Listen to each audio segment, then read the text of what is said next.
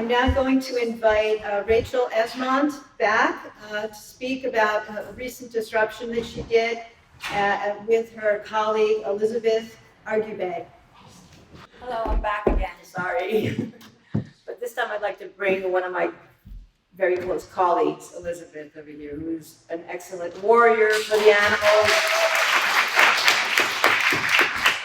And also she's assisted in many, many disruptions with our group and has seen firsthand how effective it is to speak to people in the streets and approach them so they can be made aware of what they're wearing.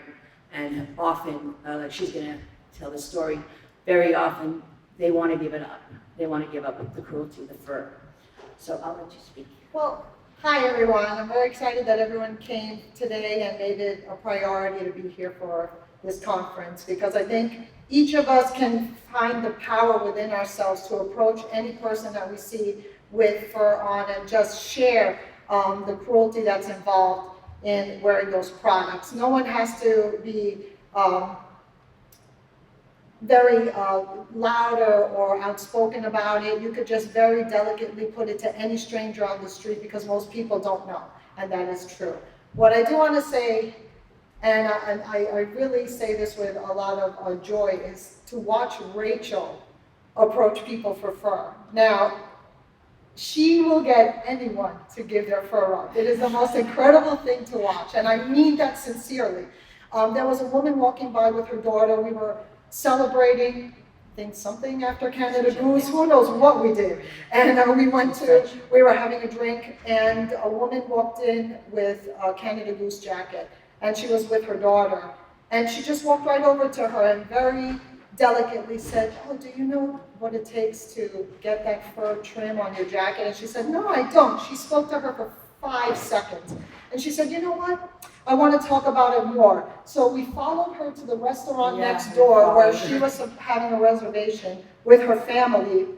And she ended up making a date to meet her to give up that fur trim. She didn't do it that second, and that's okay. But that's one example. I'm rambling because I'm excited and I'm unprepared, so I'm sorry. And in my own neighborhood in Astoria, Queens, we were doing a memorial for Jill Phipps earlier this year.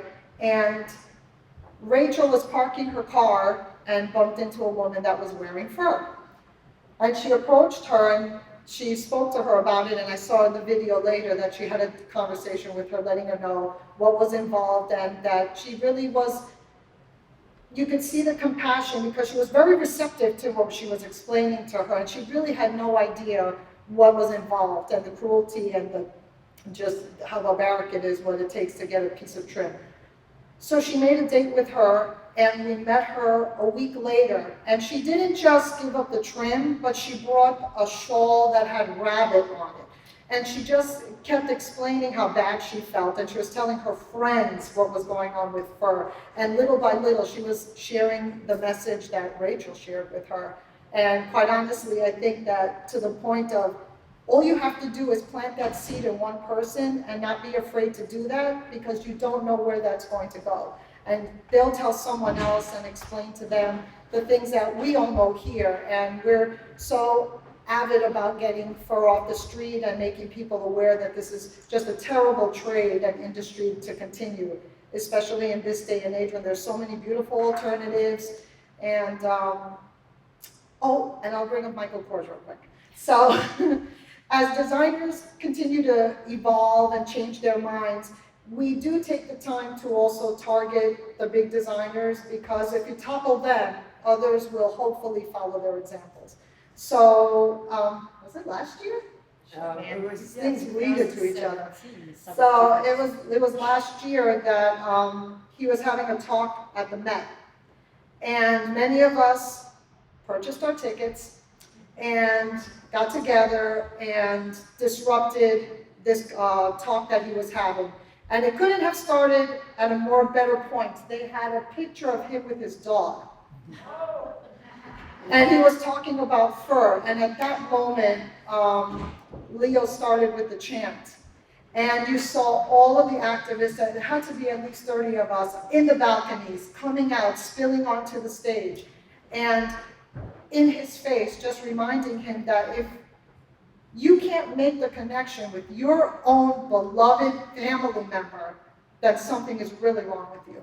So I think that helped push him over the edge. I don't know, but I think that maybe this disruption helped. And with that, Donatella announced that she's going for free. Marc Jacobs is still a target of ours, so if there's anything or any opportunity to do something with Marc Jacobs, you should do it, because that guy really needs to give it up. He's in every picture with his own dog, and I don't understand that. How can you continue to produce cruelty when you love someone so much? I don't understand it. But I guess in closing for me is I take out every opportunity to address people that wear fur, and like Rachel said earlier, sometimes you're nice and sometimes you're not. It depends on the moment. A lot of people are defensive, and it's because maybe they don't know, but they do, and they're still unwilling to listen. And I think that those are the people that need to be rattled the hardest, because there is absolutely no excuse to continue wearing fur in this society. And that's my contribution. And if you are interested in following any of the disruptions or activities that we do here in the city, please look up Total Liberation New York.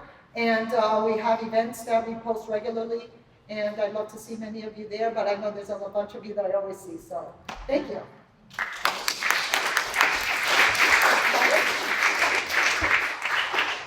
And last but not least, 2 days ago, we, within 12 hours, we organized a disruption for Sarah Jessica Parker.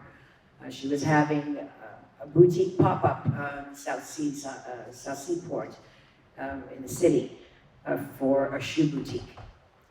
And as we're always one step ahead, we know when they're coming and when they'll be in town, and there's an opportunity to disrupt and make our point.